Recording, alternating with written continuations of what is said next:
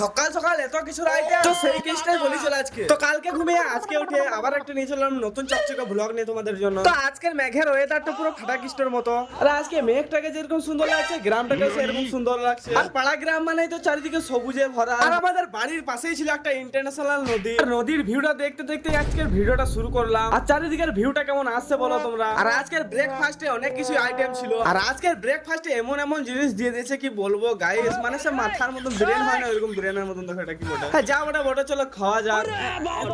থু, থু, থু। বেকার খেতে যেটা খাবার সেটাই খাই, এটা হচ্ছে ডিম। আর যেটা বেকার খেতে বললাম এটা রিসার্চ করার পর জানতে পারলাম যেটা আখরোট। হ্যাঁ তো তাই আমি বেশি টেনশন না করে রুটিটা একবার ধসাড়ে দিলাম।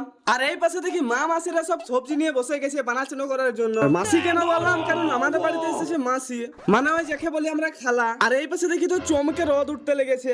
আর এখানে আমার একজনের বার্থডে তে ইনভাইট করেছিল, তাই চলে এলাম। আর এখানে এসে যা কিছু হলো আমার সাথে। আর হ্যাঁ তোমরা কি দেখছো, তোমরা চ্যানেলটিকে সাবস্ক্রাইব আর লাইক করো ভিডিওতে। বাই।